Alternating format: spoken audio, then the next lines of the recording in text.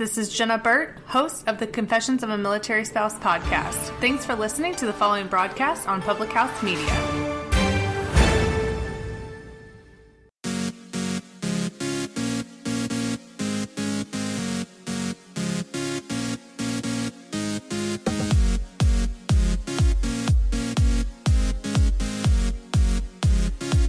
Instead of wondering when your next vacation is, maybe you should set up a life for yourself that you don't need to escape from. Seth Godin.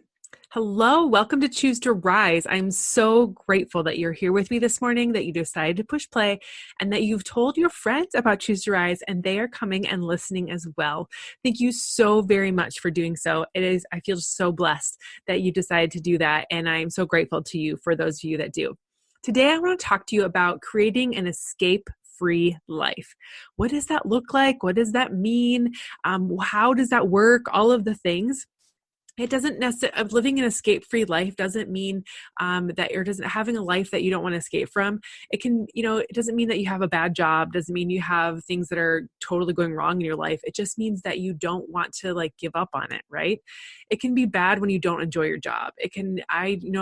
I know that I dreaded going to work some days, and some days are still not my most loving life kinds of things. But when I focus on the negative, I get more negative. And so when I want to focus on the good things, I want to make sure that I'm focusing on the good things and that those things happen in my life. And this quote by Seth Godin really strikes me in the sense of creating a life that you don't want to escape from. That's the kind of life I want to live, and that's the kind of life I want you to live too. So Monday through Friday was not always my favorite part of the week when I was working my full-time job outside of my home.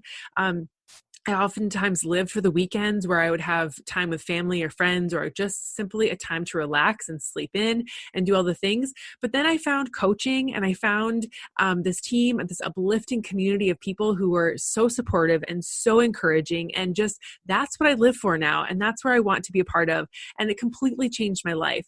I could continue to work in my day job where I felt stuck and out of place, or I could do this on the side and find more passion and find more joy. And then eventually it's become my full-time gig.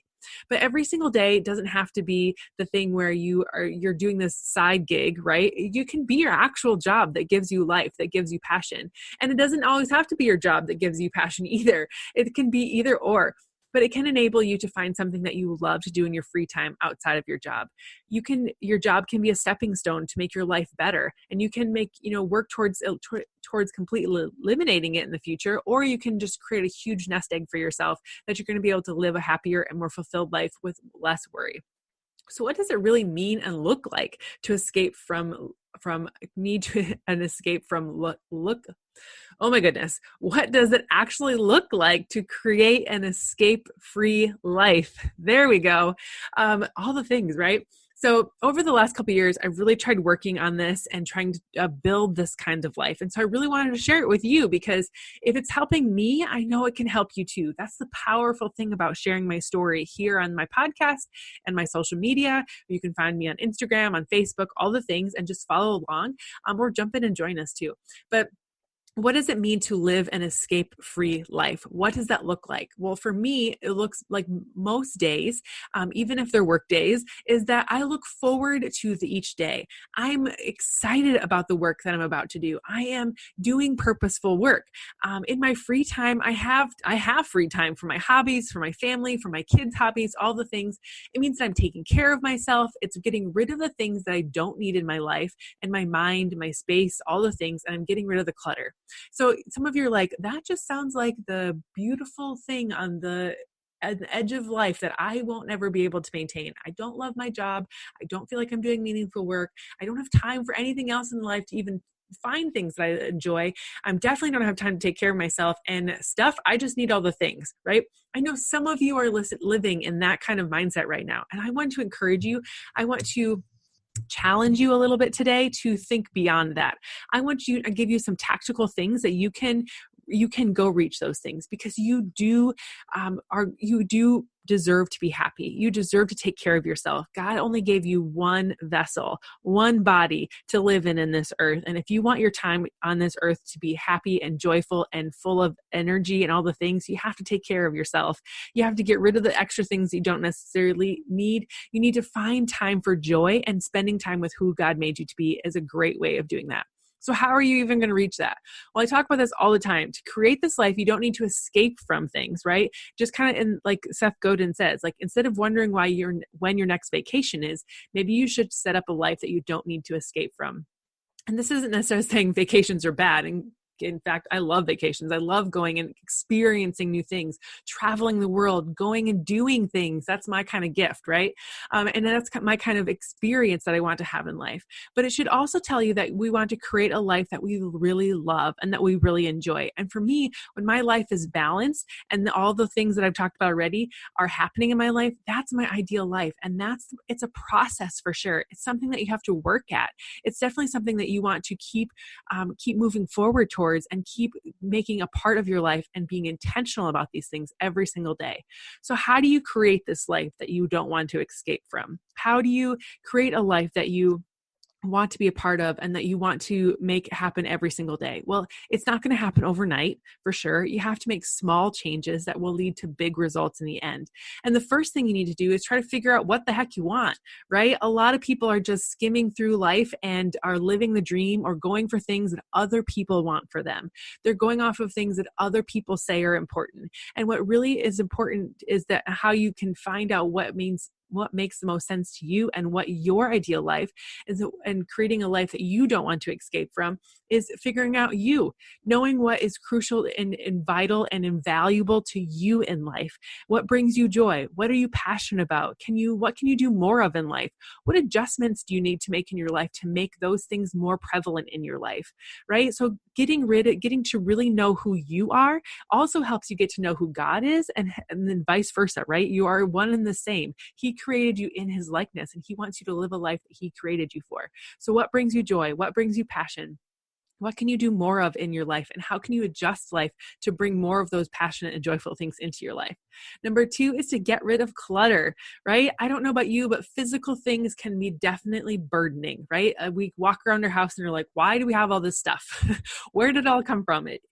It totally stresses my husband out to have things sitting out all over the place, and myself too, but he's really more type A about it. So when I declutter a space, when I get rid of things, I sell things, I donate things, I get rid of all the kinds of stuff in my house, I declutter and get rid of the things that I really don't need or I really don't want or that are just taking up space in my life.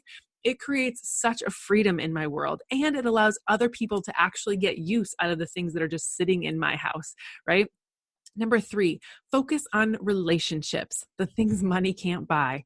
I found that my relationships to be extremely important part of this process. The friends and the family that want me to live life well, that want me to be joyful and happy, those are the people that I surround myself with. If you have friends or family who are not encouraging you to live your best life, that are wanting you to live their life or wanting you to live in a certain way and put you in a box, those are the people that I would start to distance myself from if I were you. I love what kind of person I am when I'm around the people that bring me joy, that are encouraging me, and that are confident enough in themselves to tell me to go for it, that can know that my success does not take away from their success, and that everyone has joy in this world and everyone has prosperity in this world, and we can have more of it by cheering each other on. This also means that when there are people in your life that don't feel supported by, that you should not feel bad about that. Like, that's on them. That's their choice. And so you simply disconnecting from them doesn't necessarily mean that that they are bad or that they are not deserving of happiness themselves. That they are. You just need to surround yourself with people that bring you joy and that support you and then encourage you. The next one is take care of yourself, right? I said earlier, God only gave you one vessel to live life on this earth. So take care of it. And what I mean by self-care, when I mean by taking care of yourself, I mean filling your own cup first. If your cup is empty, you can't fill the cup of other people. If your energy tank is empty, you can't give more energy to other people. If your self-love tank is empty, you can't give love to other people. That just creates resentment and feeling like you have to do things. And creates this selfless nature inside of you where you feel like you just have to give and you want to serve, but you don't have the things that you need. And that creates a negative vibe that creates a friction in your life. And when you do fill your cup first, when you do take care of yourself physically, nutritionally, mindset wise, when you take care of yourself in that way, when you surround yourself with people that want the good things for you, one, they won't expect you to give of yourself that you don't already have. And two, you have more of yourself to be able to give to other people. It means guarding your time. It means saying no to things that don't align with your values. It means focusing on the things that matter most. It means focusing on your self-care, and it means focusing on the immediate care of people around you. And there's a million ways that I can talk about self-care. And if you need help with your self-care, I would love to encourage you and coach you in self-care. That is my number one job. That's what I love doing every single day. And it's being a part of a community of support and the things that I enjoy, and creating a life that I don't need to escape from, because I've reached that point where I can say yes to the things that light up my heart, so I have more energy and time to give to other people as well. The fifth tip I have for you is stop being afraid of failure. We need to reframe the word failure as a whole society. A lot of times we say that we're afraid of failure. Over the years, I've learned that failure happens and it's 1000% okay. And actually, I welcome it now in my life. If I'm going to fail, I'm going to learn something in the process.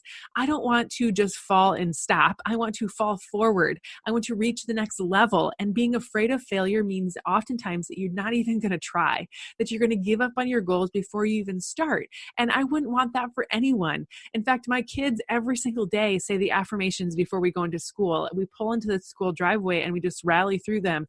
And one of them is, when I struggle, I just keep trying, because when I fail is when I learn, right?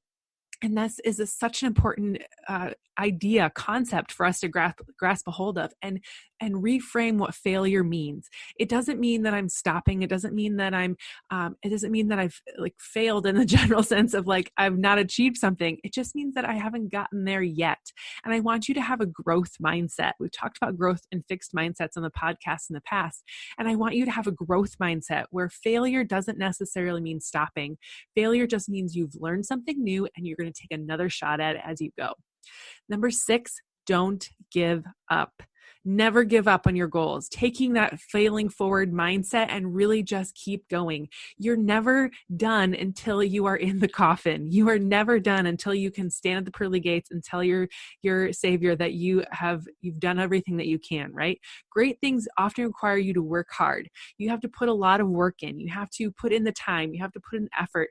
God will bless you with all kinds of amazing things when you put action towards the things that He's put inside of you. He's given you all the abilities. He's given you all the skills, but you also have to put up some effort and to take things into action and to make them work for you. You might have to work long hours. You might have to work multiple jobs.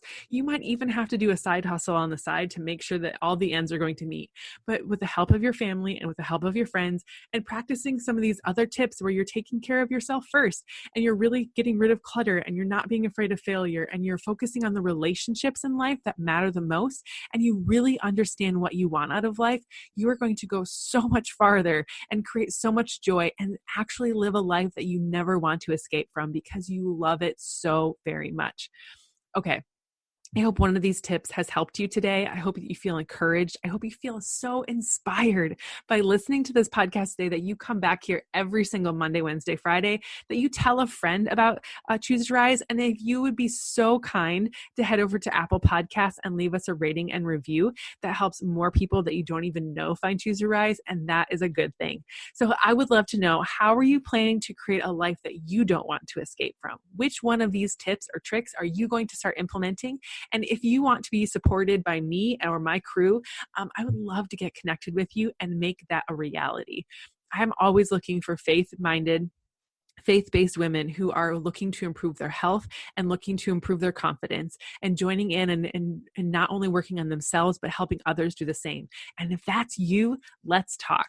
All right, ladies and gentlemen too. I know you're listening from all over the world. Thank you so very much for being here. And I hope to see you back here again next time. Later.